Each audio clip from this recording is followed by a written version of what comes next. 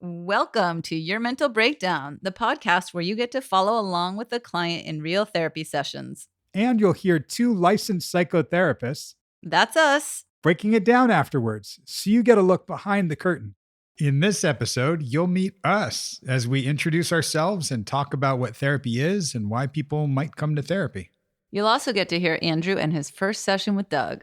In the breakdown afterwards, we'll talk about first clinical impressions and laying the groundwork for the process of therapy and how we approach it. Yay. Stick around.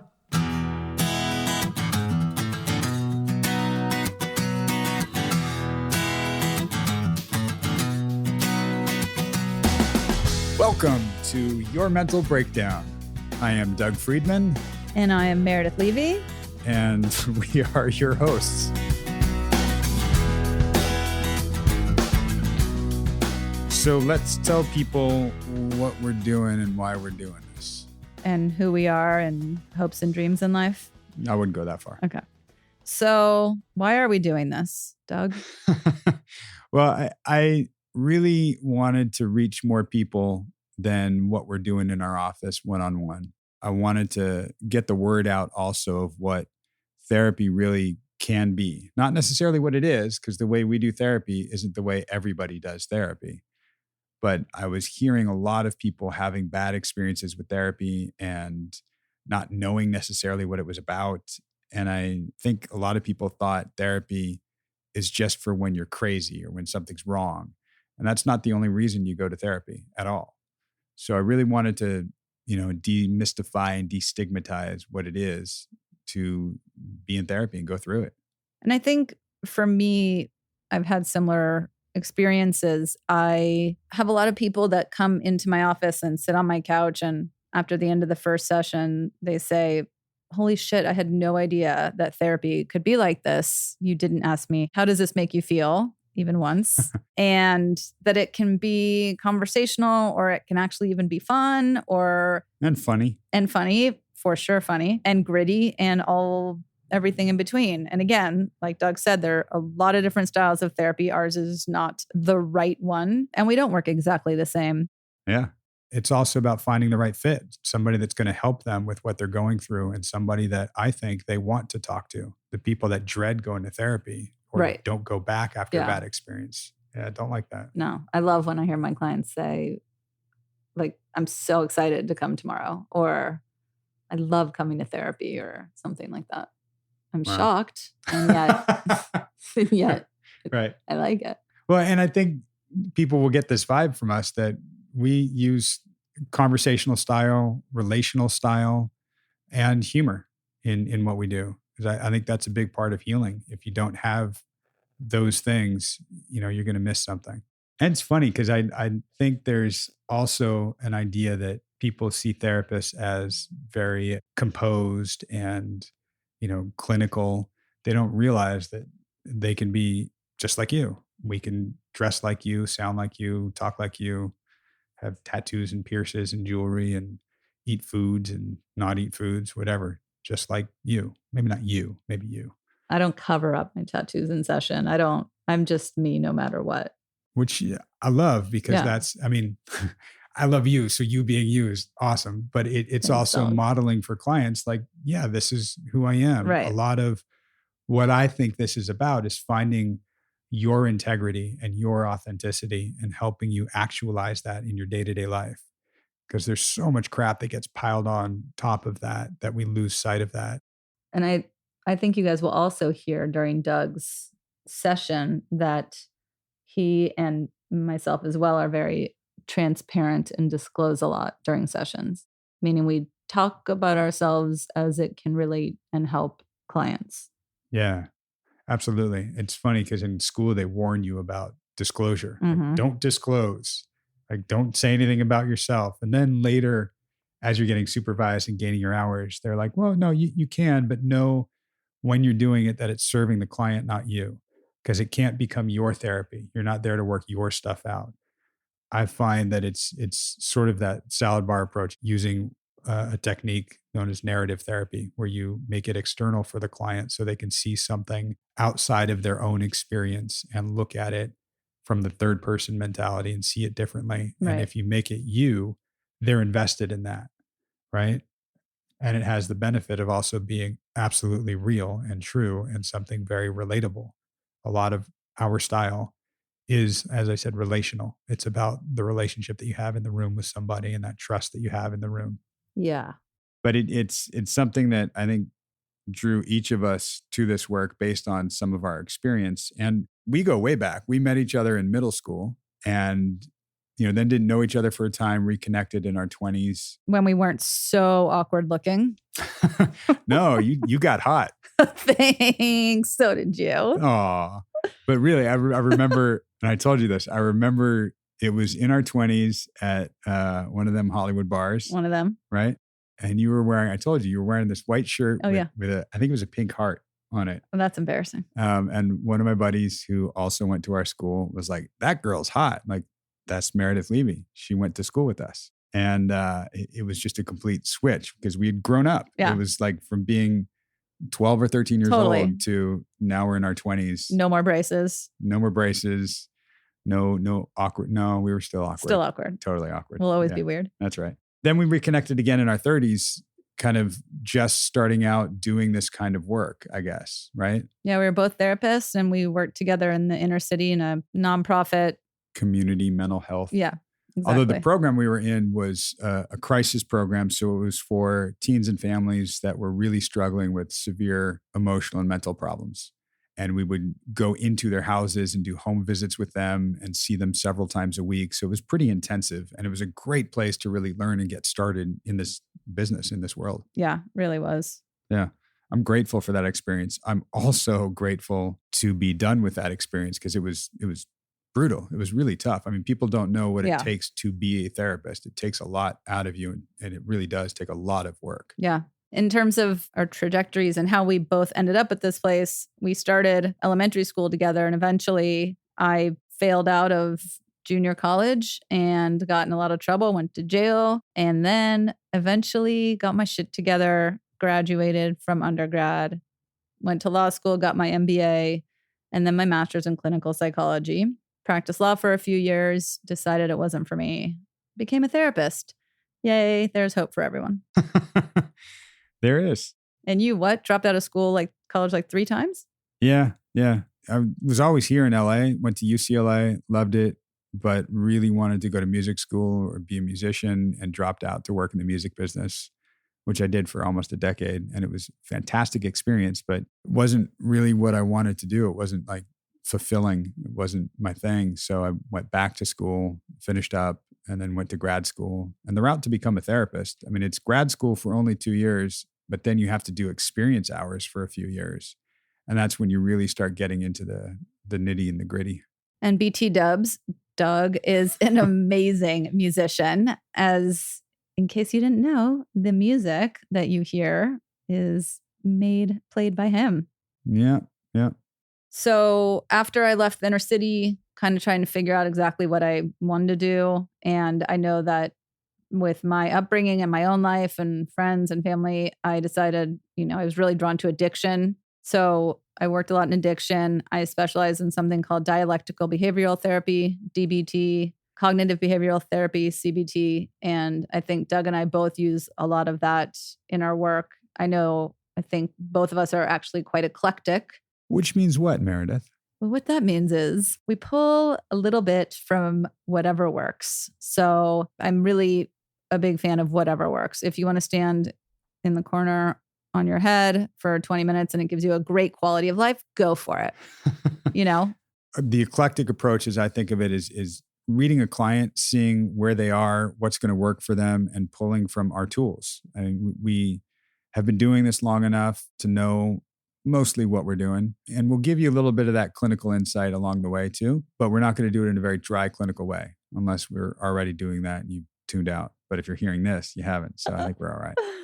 So let's talk about therapy. Why is it important for people to be in therapy and who is therapy really for? My answer is anybody. It can be beneficial for anybody at any time in their life. You don't have to be crazy. It's really helpful to have an outside perspective, non-biased, non-judgmental perspective on what's going on in your life, because we don't really have that often. friends, family, they can't provide us that no matter how much they want to. No, they're both biased in some way and subjective, right? Because they know us or they have their own opinion of something and their own perspective. They're also not necessarily going to be almost never clinically trained. I mean, a lot of our friends are therapists because that's who we hang out with and who our circle is. But and they're also still crazy, and I wouldn't go to them if my life depended on it. Right? Not all therapists have their shit together. That's another misconception. We become therapists so we don't have to deal with our own shit. Sometimes. Don't tell anybody. Yeah, you said therapy is not just for people that are crazy, and it's not just for when things are wrong. A lot of people use therapy as a place to just find a sounding board, find some inspiration, motivation, and not just in a soundbite or Tony Robbins style speech. It's something with lasting change to really look at your patterns or how you're shaped by a lot of how you were shaped to begin with, and you're still holding that shape, and you can reshape that. It just takes a lot of work with somebody who knows what they're doing and knows how to do that. Because our brains really are just a giant glob of silly putty. And a lot of my clients expect me to tell them what to do when they come in, which, every blue moon I will. However, it's more of a we work together to figure things out. I will work as hard as you will. Right. So what you're going to hear in this is somebody coming to therapy. You'll get to hear, not just a one-off session, but you'll get to follow along with somebody through many sessions and see how we work through different things that come up, through what this person's bringing in, through what gets revealed over time. And a lot of the methods, that eclectic style that we have where we're using certain things to help highlight something, are things that you can take and apply to what's going on in your life. Maybe we can talk about the person they're actually going to hear me talk with. Yeah. So I don't want to give away too much of who this guy is. I'm a little bit ahead of where you guys are going to hear in real time. But you're hearing the full sessions as they unfold, and you're hearing our breakdown as it's kind of coming to us and unfolding. So this guy contacted me and wanted to come in. I didn't know much about him at all, other than, he's 24 years old. He's working, but he's having some difficulty right now and wants things to be different in his life than they are right now. Pretty vague, pretty ambiguous. We don't want a spoiler. We don't want any spoilers. Right. But that's also... I think we as the therapist don't want spoilers from our client. We want to sit down with them and get to know them. True. And we don't want to spoil it for you guys. Exactly. So double no spoilers. Yep. So what you're going to hear, you'll hear his story and you'll hear parts of it. It doesn't all come out at once. I think that's a big thing where clients will kind of think, where do I begin? Where do I start? What do I tell you? How do I tell you the whole story right away? And that's not something that you really need to concern yourself with, because that gets revealed over time. It's just kind of looking at, well, where are you right now? What's going on right now? And we can start with that, which is what we do. You really just, for me, get to learn them and go with them and see what they're going to respond to. And that's what you were saying about that eclectic style or that salad bar, pulling out what they might like or what they might respond to and seeing what sticks for them and what resonates with them. And that's something I love, is being able to read the person across the room from me and see what they are responding to or what's resonating or what's not, and being able to adjust myself based on that. What I kind of wanted to capture with this is what it really sounds like in the room, and how we are, how comfortable you can get. And sometimes that takes a little time. Sometimes it happens pretty quickly. And I think something else to know is most therapists will have had some of their own therapy. Yes. In fact, most therapists I know are in therapy or go to a therapist. It's not, again, breaking down the stigma. It's not because there's something wrong. It's, hey, this helps. Right. I know it helps because I do it. 100%. Yeah. You are about to hear a real live session with my client. And just so you all know, this is not the norm. Most clients are not recorded, but this client gave his full permission and knows what's happening. And we maintain his confidentiality as best we can in terms of taking out any identifiable information, any specific names, and some specific places. Names have been changed to protect the innocent. I don't know how innocent they are, but we're protecting them. We sure are.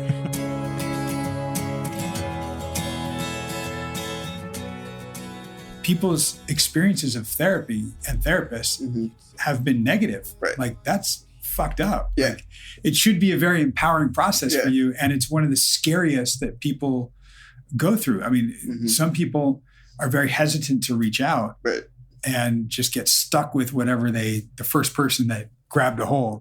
I saw a therapist back in Seattle, and the only reason I saw her was it was my mom's therapist. And so it got kind of weird because of that, because a lot of my shit stems from my mom. And so it really fucked everything up. It just got kind of messy for a little bit.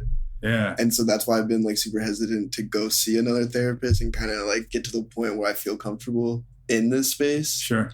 But I need it. I definitely know I need it. We'll walk through all that. I just want to make sure in the very beginning here that you know my priority is you above anything else. You know, in the very beginning, a lot of what this is getting to know each other. Yeah. You know, and I think that sometimes a client will feel like, well, where do I start? How do I tell the whole story? Yeah. We'll get to the whole story. Cool. We don't need it all right now. Yeah. You know, I can see you've kind of got some energy. You're like, all right, dude, shut up. Let me talk now. Right. Well, and like, I totally feel you on that. Cause like, I was talking to a friend last night about it and like just kind of what to expect and like all of that. And like, I hadn't even thought about any of that yet. And cause I was so focused on just, to your point, spewing. And I totally feel that, you know, and I think that's how this should work to an extent of starting from the ground zero and getting to know each other. And that's how it's going to come organically. So like, I'm fully open. My biggest worry of sorts of like, where do I even start to begin? I don't know. I'm here. I think this is the first step of like where I need to be.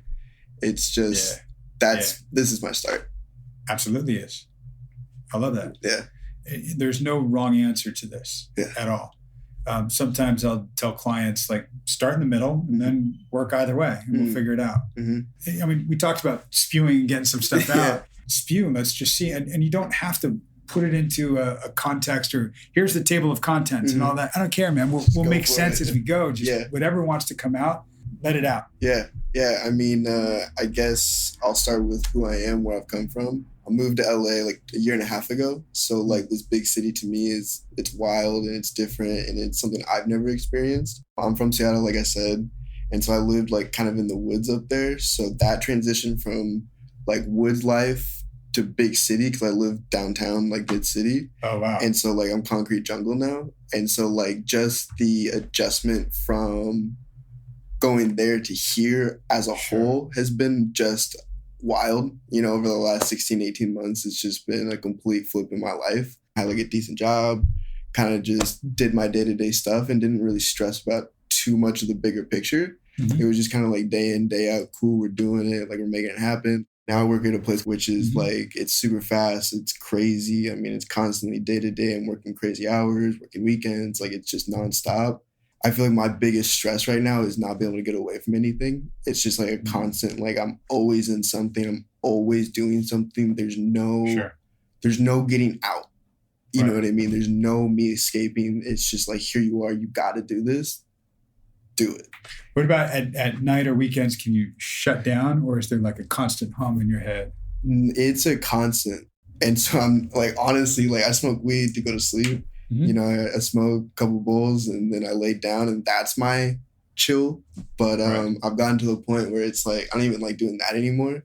And I almost see it more, cause like I've smoked weed for like 10 years, you know what I mean? So it's always been like in my life, my adult life.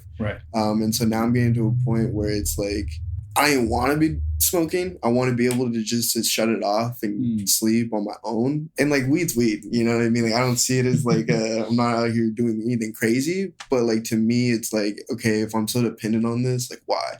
Like what is the point of me having to smoke just to go to sleep? But it's looking at, all right, is it keeping me from anything? And that's one thing to just note, and we'll figure that out as we walk through it. Right now, it's getting me to sleep, but I'd like to be able to sleep and shut down differently. What I'm hearing is just that mind's constantly going. And that's it. And so it's like my entire family lives back in Canada. That's like another struggle for me because like it takes so long to see them. Did they stay there and you moved? So me, my parents, my brother moved to Seattle when I was 7. Gotcha. Grandparents and the rest of the family still live back there because so my parents owned a fishing resort family generationally. Mm-hmm. And then my dad he was born and raised like from there. And because it's such a small place, he was like, I want more. So he started a tech company, which is crazy because he's in the middle of nowhere and like there's no internet. Right. You know what I mean? So it's just one of those things like, okay. And then that led us to go to Seattle because of the tech boom. I mean, that's wild. And even though you were young, 7 when you left, Mm-hmm.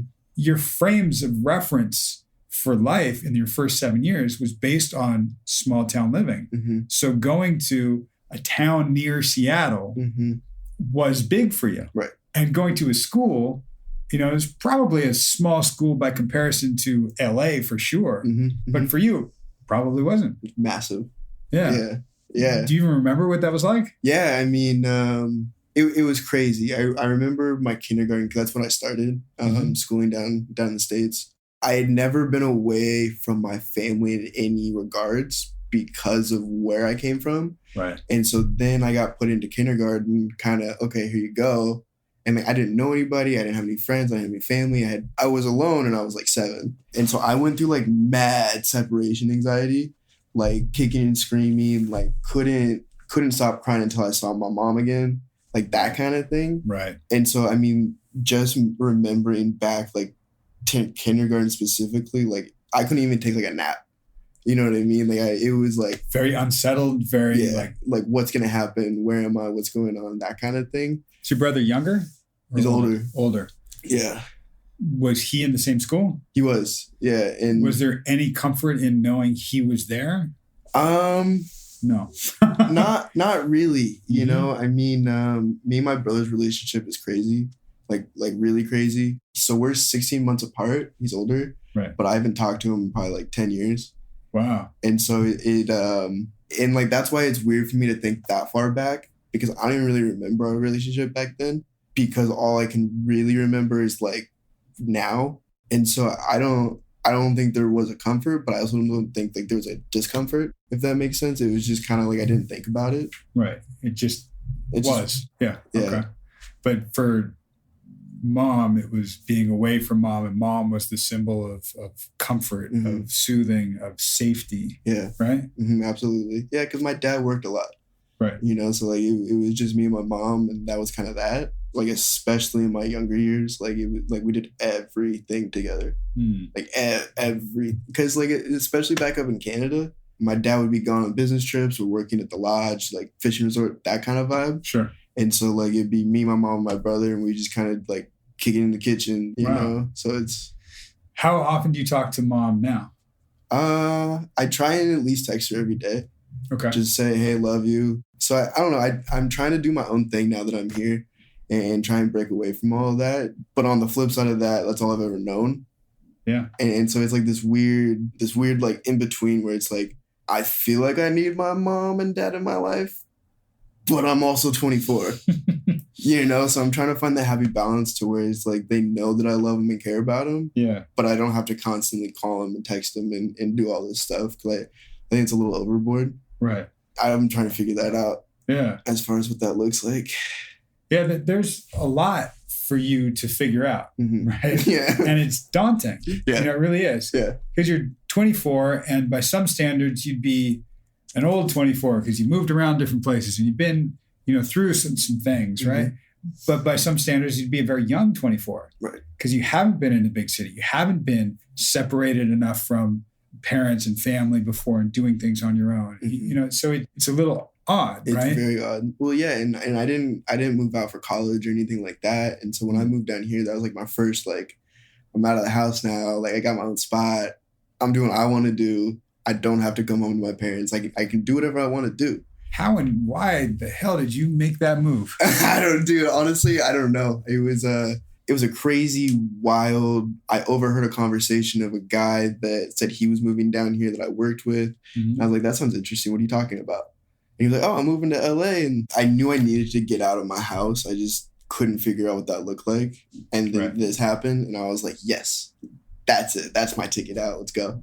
And I don't make a lot of money, but I come from a family that has been very successful. Right. And so like growing up, I've always had like whatever I want, whenever I wanted it. if I needed $100 to go get dinner, here's $100, go have fun. Your parents still helping you out? Yeah. Yeah, they help me out, and I suck at finances. Like I'm very bad at budgeting and figuring out how much money I need a day and all that kind of stuff. And so that's like a big thing I've been working on. But I do feel like I'm living a lifestyle that I want, but I can't support it. And so my parents support it. But then it's like, well, am I really living how I want to live? You know? Well, what do you mean by that? Because I think I know what you mean, but I want to hear you say it. Well, so I'm trying to think the right way to say it. Say it the wrong way. It's okay. So I work in fashion. And so like on a certain level, I have to dress a certain way.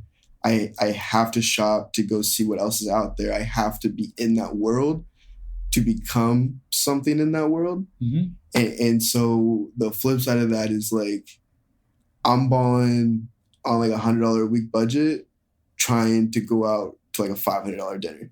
You know what I mean? And so those two just don't make sense now. And I have a girlfriend in my life that's like, she's fucking dope. But that is stress too, because like we're going out to dinner. Does she know your financial state? Yeah. Okay. Like, so you're not concealing from her. It's this is what I make here, pretty much. Yeah. I got $100 in my wallet, but shit, we're going out to eat, so I got to hit up my parents. Oh yeah, and I've got their credit card, so I'm gonna throw that. But down. the funniest thing is I work with her. Oh really? Yeah. So we make the same amount of money.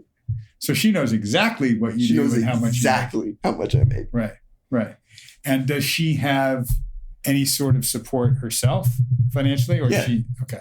You guys are in a similar place, so there's some comfort in that. Yeah, which is really nice. Yeah. You know, and I feel like me and her come from like a really cool, like similar background in the sense of like how we grew up and the shit she's been through and like the shit I've been through. We've kind of connected on that level. Yeah. Definitely different, but definitely been through shit on both sides.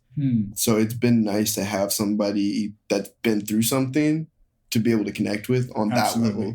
Yeah. It's just different. You know, it's way different. Yeah, because she gets me and I get her. Yeah. And there's something about being seen that's really nice. Mm-hmm.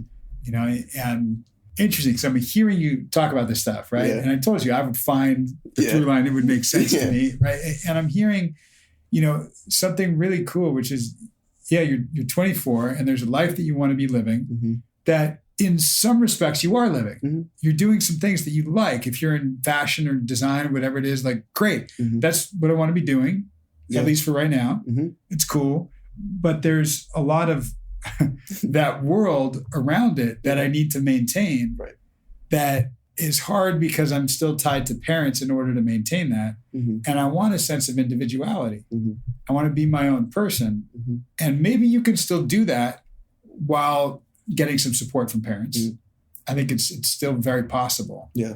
I would guess that you're a very loyal person and that extends to parents and that extends to some kind of moral code or however they might have brought you up. Like, here's how I'd like to do things. Right? Yeah. And that's important to you. I think the biggest thing in my life was loyalty and even like since I was like a kid, my dad always said, don't lie to yourself. Like that was like I had a conversation with him like 2 days ago and he brought that up and it was like, okay, like I hear you, I get it. And so like, that's like for me, I'm very honest with myself, but it's hard for me to like spew that out in a way that people understand it. Because I feel like a lot of the time when I'm trying to be honest with somebody, it's taken as an arrogant or like a too confident type of thing. I'm just trying to get the information in my head out, but it just comes across completely like wrong.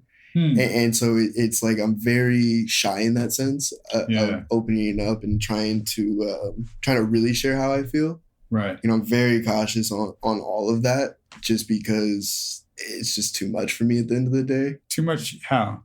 I think it's too much in a vulnerability state to where it's like if I put too much out, then I'm going to get hit back with way more than I can handle right now. And so I'd rather just not. I like that you're coming from a place of vulnerability first. Yeah. You know, and you're going, wait, maybe this isn't safe. Yeah. You know, again, began in a town of 500, you know, then in this wooded place that's slightly bigger, and now in LA, where it's, for the most part, I think people are very guarded here. They don't come out with their feelings right away. At least in LA, they're more liberal thinking and more open to things and probably going to connect with you in some ways that feel very comfortable, but getting there is sometimes tough. Right. You know, you're coming from that place of vulnerability first, and then you're not met with that yet. So it's not safe yet. Yeah. Right. Yeah. It's almost like you're being surrounded by, especially if you're in fashion, a lot of the bullshit and a lot of the facade and a lot of the, you know, the people that are going to those $500 dinners and dropping bills like nobody's business. Yeah. And, you know, with table service and all this stuff. And you're like, what the hell? Yeah. Well, and it's crazy too, because like I'm hanging out with people that are like billionaires and like have 5 houses in Malibu and driving whatever car they want to buy and getting on the private jet and going to New York for the night and coming back. And it's like, yo, I can't touch any of that. Right. You know, so it's like half of me is like, that's what I want. But then the other half of me is like, I can't, that's not even close to where I can be. Not yet. And it certainly won't be how you're going to be. Yeah. We haven't even talked about what you want or why you're here, but there's something about your integrity, which I think is incredibly strong and solid and good. Thanks. Yeah. I could hear it in you. There's a purity to you. You know, I don't know if it's the small town kid or what, but there's something very pure in you that I can see is getting and probably has been getting covered up and beat up to a degree. Absolutely. And that's why we're guarding a lot. That's why we're stressed and unsafe a lot. Even just what little you told me, that's my frame of reference for things, yours. I was immediately not safe. You know, I didn't even like going to school. I needed mom. I was not safe. So it's been almost a lifelong thing for you that way. And now we might be looking at like, oh, how do I be an individual with my vulnerability and my sense of self, right? And this purity. No, it's not. It historically hasn't been safe. So why the hell would it be safe now when I'm getting dinged everywhere I go? Yeah, absolutely. So let me ask you this. Where do you see yourself? Where do you want to be 5 years from now? If we're checking in with each other, like right before you're turning 30, right? Yeah. And you're like, oh man, Doug, life is great right now. Like I'm bring on 30, things are really good. I'm really happy and I feel fulfilled and I feel like myself. What would that look like? This is the conversation I had with my dad like 2 days ago. Really? Yeah, like verbatim. And I guess my answer to that in a roundabout sort of way is like, I really want a family. You know, I want a house. I want somewhere to like go home to. And I don't really know what that looks like, but like that's my 30. That's my 5-year plan is to like be in a spot where it's like I'm comfortable and not stressing about the little things. And of course life is going to be stressful. Like, of course it is, you know, but the stress that I'm feeling now and like the shit like I go through day to day, like I know it's not normal. And so like, I know like there's something that it stems from. I just don't know what that looks like yet. But my end goal for 5 years from now is to have a family, to have a house, to have a dog in a front yard and like that kind of thing. Yeah. I don't know what it's going to take to get there, whether it's like a job or like what's the in between. I'm not sure yet. That's what I'm trying to figure out. But like, that's what I want. And that's where I want to be. What about the quality of your life, how you are and who's around you? What does that look like at turning 30? I want good people in my life, you know, and I think to your point, LA is a really hard spot to find that. And honestly, like I haven't really found anybody that's like I've clicked with to where it's like, oh yeah, you're my homie. Like that's my guy right there. I haven't found that since I've been here. And so like, that's been kind of a struggle too. And like, I don't really know how to go about finding those people. Cause like my industry is out partying, clubs, anything you want to do whenever you want to do it. And it's like, I'm on the reverse side of that. It's like, yo, I want to go work. I want to go make money. Instead of going to a club, I'd rather go to that dinner and chat and talk and get to know you and vibe like that versus just go getting fucked up and calling it a night. You know, because I've been there, I've done that, I've experienced that. Not for me, but it's hard because like my industry, that's what you have to do. You know, like networking wise, you have to go out, you have to go see people, you have to show up to events, you just have to. And so I don't know. You know, I want good people in my life. I want people that support me for like who I am and like what I'm doing and really care about what I'm doing and not like oh yeah, that's cool. It's interesting. In a second, I'm going to ask you why you're here, right? What I can hear just based on that 5 year from now sort of idea and that picture is almost, I'm on that path. You know, I'm working and I'm surrounded by people. So if I keep networking, if I keep doing this thing, I will get myself there. Yeah. Okay. But I sense discontent, like whether that's, but I'm stressed out. There's too much. I'm smoking weed just to sleep. Like that. I don't want to be going out to the clubs every night. I don't want to be so reliant on my parents.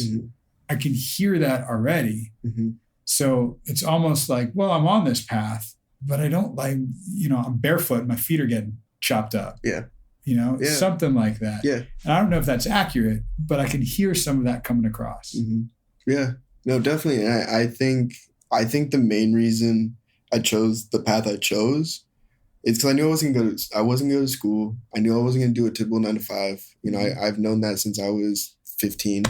And so really got kind of put in front of me of like, who do I want to be? What do you want to do? And kind of looking at my dad and like how he did it. He didn't go to school. He just he knew what he wanted to do as like a big picture and just started it. And it grew him.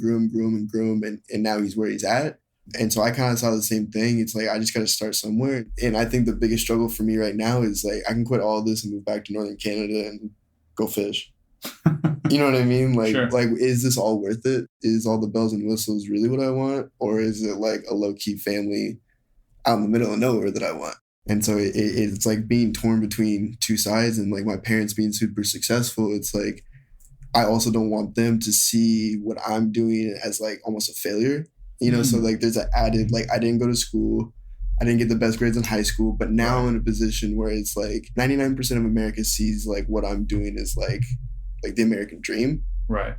But once you're in it, it's like, yo, this shit sucks. A lot of people that I talk to, we say, yeah, my life looks great on paper. Yeah. But we don't live on paper. Right. We live with our actual experience of things. And what that experience is nothing like how it might read to somebody on paper, you know?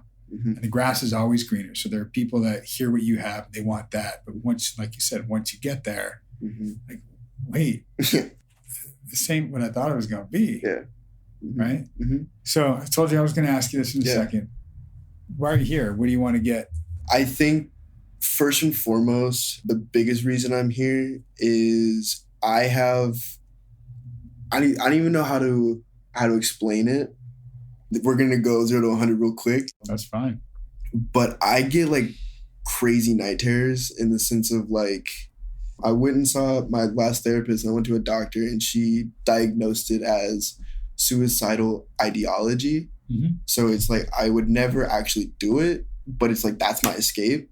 And kind of going back to the escape talk, like that's what I've just been closing down on. And so like, as of like the last couple of months, I've just been having like crazy suicidal like dreams and like that kind of thing where I'll wake up and like I'll be like half asleep but half awake and like that's what I'm thinking about. And so I start every day like that, and then it just puts me in like a really bad spot, and then I go to sleep in the same mindset, and it's just a reoccurring thing. That's scary. It's really scary. Yeah. And so like I'm trying, and like I haven't really been able to like voice that in like any way to somebody that's actually kind of understood it. You know, kind of like when I have talked about it in the past, it's like, oh, I'm so sorry. Oh, that's so scary. Like, I'm so sorry. What can we do? You know, and it's like, I don't know.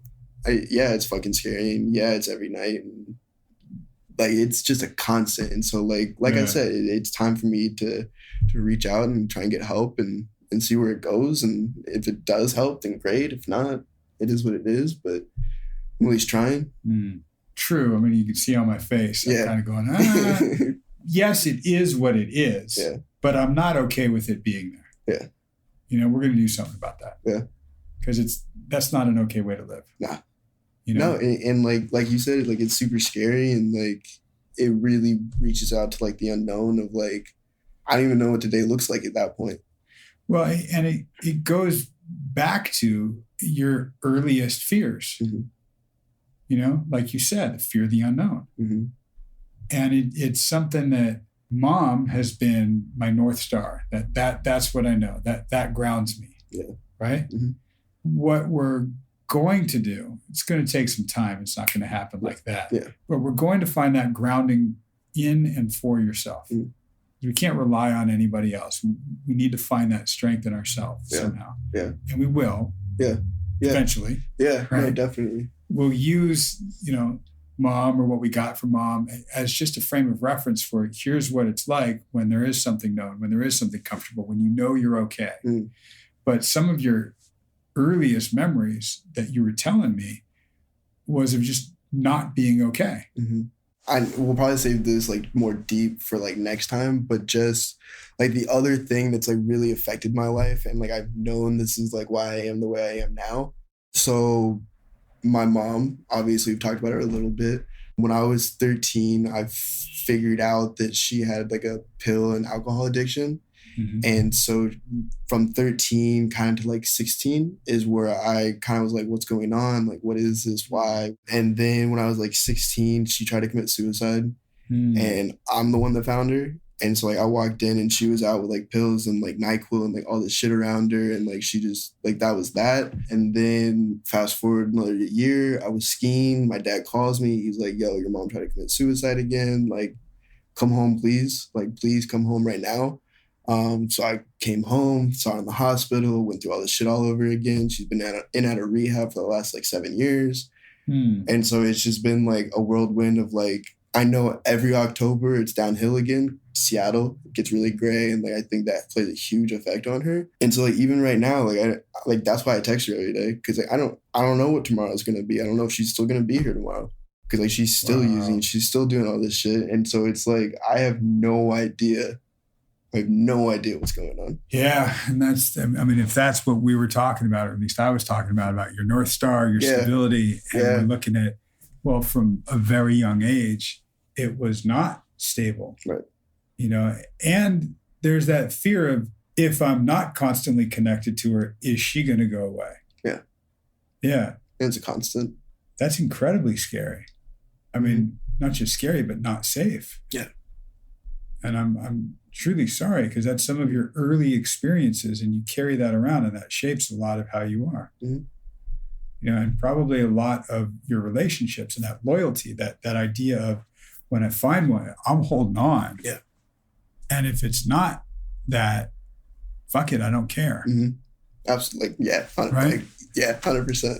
Yeah. Yeah. It's a far cry from feeling that strength in myself. Eventually we will get there. Yeah. Right? Yeah. We need to. Yeah. Because we are in this life on our own. As much as we have our parents' support and they've got our backs, and I'll get my homies, I'll get their backs too. It is your singular life. And we need to find that strength in ourselves. Yeah. We have to.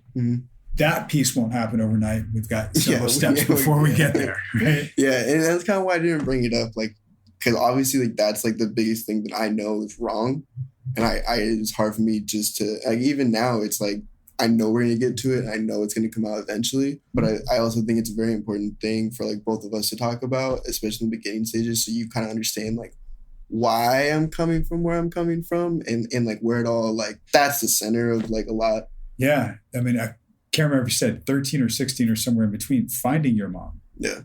How old were you? 16. 16. Yeah. Dude. Yeah. At 16, you might have an awareness of what's going on, but more like, oh shit, I better do something. I don't know if you have an awareness of what's really going on. Yeah. And even having an understanding of it now to just go, yeah, my mom, pills and alcohol and suicidal ideation that I get sometimes, maybe she had, but hers was more than just that. Right. And not having a handle on that yourself and carrying that around for such a long time, man. And just a year later, hearing from dad, there it is again, when you weren't around. It's a lot to hold, man.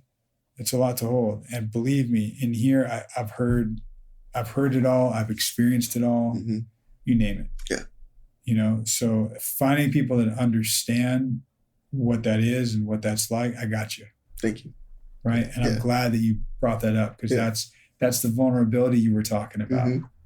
Yeah. Cause I mean, like, I know it's there, I understand like to the point of like never lying to myself. Like I know why I'm fucked up. Like, I know where it's coming from. I just don't know how to deal with it, and I don't know how to like arrange it in a spot where like, I feel comfortable to be like, okay, this is what it is. This is how I deal with it. Yeah. Let's keep going. Well, I'll give you a little preview of things, because a lot of what I do with people, I might have said this to you on the phone, is I help them rewire their brains. Mm-hmm. You know, when they come in going, no, I'm just hardwired this way, right? Mm-hmm. Like, okay, we can rewire. I mean, the brain is pliable. It's neuroplasticity. It can change. There's all this research on it. Yeah. We have books on the shelf about rewiring your brain and stuff. You know, we can do it. Yes. But we grow up with certain frames of reference for things, and our brains make sense of things in a certain way, and we just take that as truth. Mm-hmm. And we don't ever consciously or even unconsciously think to challenge it. Mm. You know, there are people that even now think that the earth is flat. Yeah. Right. And if you grew up, and you laugh, right? But people think that. Yeah. But if you grew up thinking that the earth was flat, you know, and somebody just said, hey, it's round. Yeah. You'd be like, no, it's not. Yeah. You wouldn't get it. Right. Right. You'd have to like sail around the world and see that you didn't fall off, right? Mm-hmm. You'd have to get evidence and experience that it's not that way, and build other frames of reference for it. Right. Right. Yeah, definitely. So that's what we're going to have to do. It's sort of like training your brain in a way. Yeah. Right. I mean, some people go to the gym and lift weights and get big, right? Like me, you can tell. Yeah. Yeah. Every day I feel it. But I mean, the same is true for our brains too. Yeah. You know, we have to work them out. Yeah. And we're working against muscle memory, against, you know, feeling this not safe, feeling this anxious, feeling, and it's seeped from your consciousness into your unconsciousness. That's why it comes out in dreams a lot. You know, in your dreams, your unconscious mind is trying to work things out. And in a sense, it's going, hey, dude, don't ignore this. Yeah. Figure this shit out. Yeah. Right? Yeah. Okay. We'll walk that. Yeah. We'll get there, because it's something where I can see the trajectory of 5 years for your career and doing all that. Like, great. You'll hit that. You're driven. You've got a good work ethic. You know enough of what you want. You'll get there. Right? Yeah. But we got to do this other piece. Yeah. And you got to be able to enjoy the 5 years and enjoy that. You can put in hard work too, but you got to be able to enjoy the experience of it. Yeah. I think that's the biggest thing right now. I'm just not enjoying much. Yeah. I'm trying to. No offense, really. And I'm saying this for impact, right? But of course you're not enjoying it. You're a scared little kid. Yeah. And I don't mean a 24-year-old kid. Right. I mean, you've been a scared little kid that you've kind of held and carried around for so long in your brain, in that wiring. Yeah. How could you possibly enjoy any of this? Yeah. No, and that's how I feel. Yeah. Yeah. Again, part of it for us is going to be going to some of the root core beliefs and going, right, world's not flat, it's round. So let's start proving that to ourselves, challenging other thoughts, bringing some of this unconscious stuff to our consciousness so we can do something with it, and just being able to spew it out, and we'll make sense of it together. It's possible that you might not believe this, but and maybe it won't be true, but it might get worse before it gets better. Yeah. And I mean that only because we're taking things that are deeply embedded in your unconsciousness and bringing them to consciousness so we can look at them and make sense of them. Yeah. So we can pick up the pieces and put it together the way we want to. Not the way that it's familiar, not the way that it has been. Right. Yeah. Yeah. And I'm prepared for that. You know, I know what this looks like. Yeah. And like, I know, like you said, it's going to get worse before it gets better, but it's got to get better. Yeah. And so we got to do what we got to do. And the worst is, it's already been the worst it's ever going to be. Yeah. It's just, instead of shoving that down or putting a little weed haze on it, we're going, wait, hang on. Let's bring it out. Let's look at it. Let's challenge it. Let's tweak it. Let's do what we can to it. Let's work this muscle out. Yeah. I said it to you on the phone. I really mean it. I'm excited for where you are right now. I think you're in a good spot because you're young, you're driven, and you're unhappy because of how things have been. I think you're very motivated to change those things. Yeah, very motivated to change. Yeah. I love what I do. I really do. You know, this isn't what I wanted to do. My mom does this. And I was like, my dad's a lawyer. I was like, I will never be a lawyer. I'll never be a therapist. I'm going to be a rock star. Yeah. Right? Yeah. It's something that just came to me and it was a calling and I followed it and I love this. Yeah. And I love this because I love helping guys like you and having a real impact on your life in a way where you can go, yeah, I can feel the rewiring happening. I can feel it being different. Mm. Yeah. You know? Mm-hmm. It's cool. Yeah. Yeah.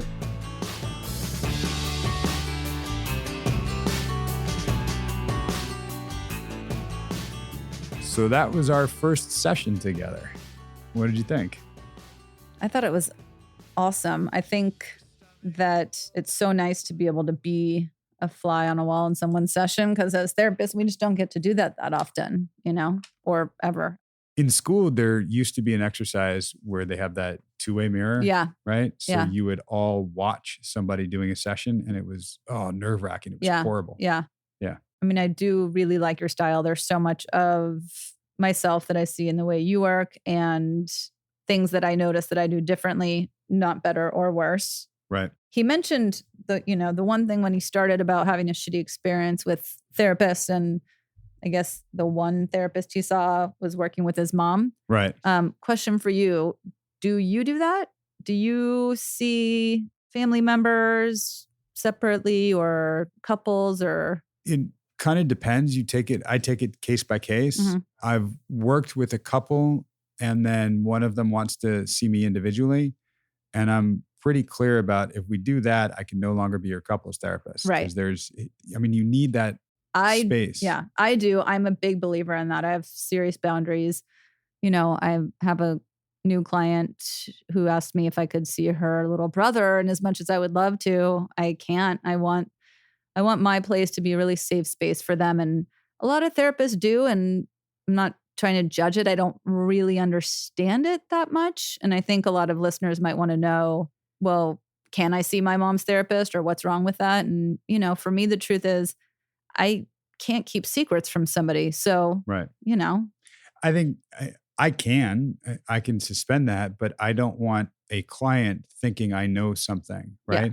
Although right now I'm seeing two different brothers of former clients of mine. And they came to me because they know from their brother, respectively. Yes. Wow, this guy really helped me. Yeah. I really want to see him. I really want to work with him. I'll do that too. Right. But the brothers aren't your clients anymore, right? No, they're not my clients anymore. However, one of them has contacted me just to get a tune-up, and that was fine. Yeah. And and it's funny because a lot of the things that we might do in sessions are similar in terms of some of the analogies that I might use or some of the ways I look at things. And now that they have both seen me, they can reinforce that with each other. That's awesome. They become a better support for one another. Yeah. That's why it's case by case. Yeah, exactly. If it were two siblings that did not get along, I wouldn't want to step in and be the therapist for each of them. Right. I could see them together. Yeah. Right? Yeah. No, I agree. Different. Yeah. I was just curious. Yeah. What else did you like about me? What else? I like everything about you, Doug. Let's see. So I liked how you talked about just getting to know each other. You mentioned that your priority was him, sort of, again, reiterating that thing about his mom's therapist and sort of what to expect in the first session. Like, do they need to tell the whole story? You guys use the word spew so many times it made me uncomfortable. A lot of times I'll pick up the verbiage that they're giving me. Well, as long as it's not moist. Oh, come on now. So, I mean, for me, it's a little different. I sit down with, my assessment intake papers and I ask questions. So I basically, and if they want to tell me something, I don't stop them. And I don't, if I don't get the medication they're on during the first session, that's okay. But you have that form in front of you. I have a form in front of me. I go through and, I don't lead as opposed to, I'll prompt. I don't lead. Right. So, right. But for me, I like to get the whole picture first and then, sort of go from there. And I see for you work really well with getting to know things as it goes along, because when he mentioned that he hasn't talked to his brother in 10 years, I was like, why not? Why haven't you? Doug, ask him. Right. I want to know right now. Right. And you didn't. And I was sad. Yeah. Well, you get to hear that, I think, in 2 weeks from now. Ooh. Right. But that's something where there are things as a therapist you will hear and you can't necessarily hit right there in the moment. And I don't want that full picture right then because I'm going to get a very clinical sounding version of it. When I say clinical sounding, I mean the client is going to deconstruct it a certain way or say it a certain way. I'd rather it come out when we're going to sit with the emotion of that story, sit with the thoughts of that story. He was talking about something else, and then mentioned, hadn't talked to his brother in 10 years. Like that's something that a therapist, probably anybody out there listening went, whoa, what is that about? And they're holding that and they have that question. Part of being a therapist is not asking that right away. For me, it's logging that and knowing that's there. And it's something we're going to hit. And especially because he really looked like he was almost jumping out of his skin to tell me his story and to spew this out. Like, go ahead and spew, man. Right. Like anything you want to get out, let's get it out. You don't have to tell me the whole picture. We'll come up with it. Right. And I think you were really good at waiting for a safe space, a place to say certain things at certain times, ask certain questions at certain times. He brought up his mom, and then eventually you guys really dove into that a little bit more for a first session. Right. And it's also looking at like the clock when we're with a client, because there are some things that he was saying that, wow, we don't have time to really honor this the way it needs to be and to walk through it in a way that's going to be healing. So I'm holding it. And that's partly why this job is so tough. We hold so much. Every time I think about this client, I'm going to be thinking about hasn't talked to brother in 10 years, these, situations with mother and all the separation anxiety that he's, experienced in his life. I'm constantly thinking about that. And my ear from this point on is listening for how do we strengthen his sense of self and individuation? Because he said he wanted to do his own thing. He's trying to do his own thing, but he's so tied to parents and he talks to mom every day. So there's still some sense of that separation anxiety and wanting to be my own independent person, right? That I like how you said, eventually you heard him say vulnerability a lot, separation anxiety, and without him necessarily walking in and saying, here are the 3 things that I want to work on. Eventually you guys together came to some big points that are things for him to work on. And he may not have had the vernacular or couldn't figure out how to phrase it exactly, but together you guys really came up with some concrete things. Totally. I'm also listening to, how he's saying something because I'm listening for where are the patterns? How did that get there? What's his programming in his brain right now telling him? And I don't need to know exactly where that came from yet. I just need to know what that looks like. I'm just meeting him for the first time, but already I'm looking at, wow, he said vulnerability a lot. When we talked about where you see yourself in 5 years, he was wanting to be comfortable, not stressing. Like, wow, there's a lot of stuff that's been piled on in his life. And I could tell when he dropped the things about, smoking weed to go to sleep, the thing with his brother, the thing with his mother, like there's a lot that he's still holding on to that we're going to come out with more. But what's his pattern? His pattern is needing to protect himself, needing to be okay, be reassured that everything's going to be okay. Because a lot, hasn't been. Yeah. Why did you ask him where he wants to be in 5 years? I can't imagine that just doesn't occur to me. And oh yeah, I love that. I love framing a first session with clients, either depending on what they're giving me, because it really does depend on where the client is. I love framing, where do you see yourself in 5 or 10 years? Or even asking like, hey, if this was our last session, if things in your life were going wonderfully and everything was great, and you were like, hey, Doug, thank you for all your help. I think I'm done. I'm good. Not that, really happens to people, but I want to create that picture of what their life would look like in sort of that perfect version of things, right? Yeah. No, I mean, it's a great question for sure. It's a version of in school, they teach us the miracle question, Yeah, right? I love that. One? Yeah. Yeah. It's if you woke up in the morning and everything in your life was, the way you would want it, what would it look like? And I listen for are people telling me about the absence of negative things in their life. Like, is your 5 year from now or your end of therapy or your miracle question? I wake up and my dad's not yelling at me anymore. I'm not struggling to, make ends meet. I don't have this going on. That's, you're telling me the absence of negative things. And I'm looking at, they're not able to articulate and recognize that they want to bring in positive things. Right. And so I have a question, Yeah. Doug. Yes, Meredith. Is this your average client? Because this is not my average client. I tend to work with not necessarily lower functioning by any means, but higher risk, easily emotionally dysregulated. I specialize in borderline personality disorder, addiction, suicidal clients. And this kid, literally 24 years old, he comes in, he's so insightful, intelligent. He's so young. I was just really impressed. Yeah. Is it my regular client? Not necessarily. Is this your average type of client? Not necessarily. Okay. And it does vary.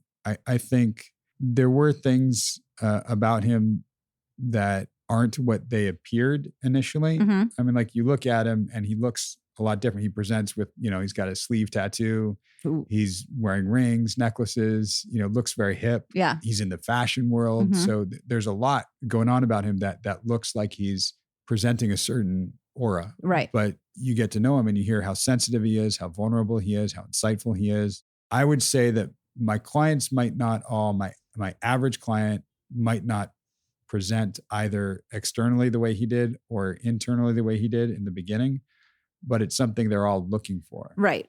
And I don't, by no means am I minimizing his difficult life or situation or, all the things he grew up with, seeing his mom and, the addiction and the suicide. I mean, that's all super intense, but he himself just seemed very stable, if you will, in the moments. Yeah, perhaps. He also mentioned having night terrors almost every night. Right. And that's true. And what we call stable is very unstable for him. Right. He even mentioned having gone to somebody and being told he had what he told me was suicidal ideology, which is not a thing. No, and hearing it, I wasn't right to correct him in that moment. No, of course, because I knew what he was saying. Yeah, it just sucks sometimes that a professional mental health person can tell you something that's not even accurate. Well, he might have been told the accurate thing, which is called suicidal ideation. Good point. Which was not appropriate for what he was talking about necessarily. Right. But suicidal ideation is when you're just thinking about suicide. Right. And it could be pervasive thought, could be a fleeting thought. It's a clinical term that we use. Suicidal ideology is not a clinical term, but I listen for their language a lot, clients' language a lot, because that will tell us some of their programming. And for him to say suicidal ideology, that's telling me he thinks a part of him is just programmed to think about suicide, and it's there at the core. Right. I get that. Yeah. So one of the things I do a lot of, I'm a big behavioralist. So that means that I'm very hands-on. I work to change certain behaviors. If someone wants to work on changing them, it's up to them. As soon as he mentioned the whole budgeting thing and the money and all that, I was on it. I was like, oh my God, are we going to work on budgeting? Yes. Something I love to do with my clients. You were just like, cool. And I love working on executive functioning, life skills, adulting, if you will. And I noticed again that even though that wasn't something he said himself, this is something I'm working on. It seemed like you were like, okay, cool. So we'll move on. Why didn't I jump in? I mean, I think I know why, but sure, let's tell everyone else why. Does everyone else want to hear him work on budgeting? Well, I mean, partly I was thinking this isn't going to make for a good podcast. I'm not going to talk about budget. Not at all. Not at all. Actually, it was fitting in more with what I was saying even earlier on this breakdown of thinking about how he wants to focus on his individuation, becoming his own individual, being independent, but still feeling tied to parents. I would guess the budgeting comes more from his parents. I don't know yet, but I don't need to know that right now. I just know he's not good with it. And he's probably still in some ways tied to parents about that, or he just doesn't have a very strong sense of his own. And that's something we're going to work on. But for me, I would say I'm not a behavioralist because it misses where the behavior is coming from and what the pattern is. That's why I like the CBT loop of, the thought creates the feeling, creates the behavior, creates the thought, and it keeps circling that way. And I go, all right, you can change a behavior. It doesn't necessarily get to the root of why we're we're programmed that way or why we keep repeating those things. Right. Like the 12-step programs, which I think are phenomenal to help change the behavior. In and of themselves, they don't necessarily address what's at the root of something. Right. It's fantastic for changing the behavior. I think it needs to work hand in hand with something that's going to help look at what's this pattern, what's the root, how do you do this? And somebody like a sponsor or somebody else going through the program can be great support for changing the behavior. They're not necessarily trained to look at and break a pattern. Right. So I think that's a big, for me, I think it, depending on the client, of course, but a lot of times I start with changing the behavior and then work backwards. It just depends. But for the most part, like, you want to quit smoking? Okay, let's work on quitting smoking and we'll figure out what the fuck happened when you were 7 years old that made you start smoking. Like, I don't really care right now, but I will eventually. That's funny. I do the opposite. Of, I don't really care about your smoking. Right. We're going to work on that. I even had somebody come to me for nicotine and porn addiction. I said, great. We're going to take care of that without talking about it. He was like, what? And, we worked for several months and I checked in with him maybe 3-6 months in, somewhere around there. And he just kind of went, wow, yeah, I haven't really been using them as much. And then a year into therapy, I asked him about it again. It's not like those are the only 2 times we talked about it. We talked about it a bunch, but I checked in and reminded him that first time when he came in and said, here's what I'm coming to you with. And they weren't really issues anymore at all. And it was because we focused on what was at the root of it. And that's where the change happened. And then the behaviors just kind of fell away. We worked to shift some behaviors and do some other things for sure. It's not like you just find the root, change the root, and magically the behaviors go away. It still takes work. One other thing I did notice, and I think it's because I am very DBT oriented and I work so hard on compassion, non-judgmental stance, that when you said at some point you called his integrity good. Right. You have really good integrity. Right. And that caught my ear. And then at some point he said also, which I hear all the time, he can't find any good people in LA. Right. And to that I say, bullshit. Well, maybe he can't find them. They exist. Yes. I'm not saying bullshit. He's lying. Right. I'm saying, I hear that so much. And I first of all just want to ask, like, what is a good person? I mean, what's a good person in LA? And what's when you say good integrity? Those are my questions. I often stop my clients and they get annoyed and I say, okay, well, what does that mean? You tell me what a good person in LA is. Oh, someone who's down to earth and this and that. Okay. So, he mentioned having to go out all the time, be at clubs and stuff. How much can you get to know if someone's down to earth in those situations? Right. Right. And that's, some of what he was telling me and what I was picking up from him was he doesn't want to just go out and party. He doesn't want to smoke weed all the time. He smokes it to go to sleep, but doesn't want to do that. Right. He's making choices that seem like they're good in terms of it's helping him be more authentic in how he wants to be, and it's not causing him or anybody harm. What's another word you could use for good? Great. Shut the fuck up. I do place judgment on that, but I place it based on their values. I'm looking for what are his values. That makes sense. And is he, a lot of why I use good is not me making a judgment. It's reflecting his judgment in a sense and going, for your values, what your values are, you're doing good, because they probably, a lot of clients have been told that they're not good, that they're doing something wrong, that they're not doing enough. Right. And I almost, not only, but most often use the term effective. Well, is that effective for you? They're like, I made a bad choice. Well, maybe it just wasn't effective. Yeah, I love that. Because it just takes the judgment out of it. Because for some people or in some moments, was it effective for me to have 10 glasses of wine last night? Maybe not. I'm just kidding. I had like 5. But sometimes it might be. Was that effective? It was very effective. Good. So, and again, this is all just my training my ears and then listening to yours, and your explanation of it makes total sense. And just knowing that the listeners out there, you guys, it needs to click with you. And that's what's important, is that you guys need to be able to pick up on, well, I feel badly when you say something's good or bad, because it makes me feel like I'm doing something wrong, to be able to share that with your therapist and talk about it. Totally. And I think it's funny because you're hitting on when people hear this, if they hear, good integrity, that's based on him. I'm reflecting his own values that he's starting to give me. It's not the barometer by which everybody out there needs to measure their own integrity. Right? Yeah, because I'd be screwed.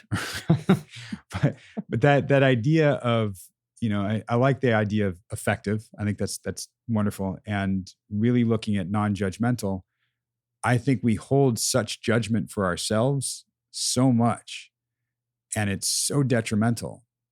We probably haven't heard enough that we're good or that we're good enough.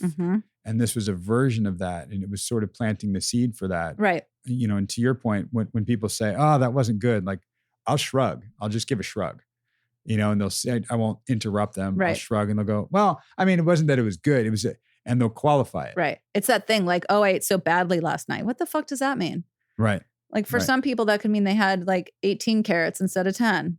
Well, I'm big on balance. When I hear, when you're talking about food and somebody says, oh yeah, last night I totally had a cheat. And I said, a treat? And they went, no, a cheat. And I said, well, what is it? What's the difference? What, does it have to be good or bad? It's just something you did. Right. Yeah. There's a lot that he kind of brought out and a lot that we didn't hit yet. Yeah. But I'm really excited for where this is going to go because he is insightful. He has so much to get out. And there's so much that I hear in terms of his patterning and his programming and what we're going to need to look at down the line as it comes out. But more than anything, I think it was just a first session. We're just getting to know each other. Right? Absolutely. It was a great first session. So what happens next week?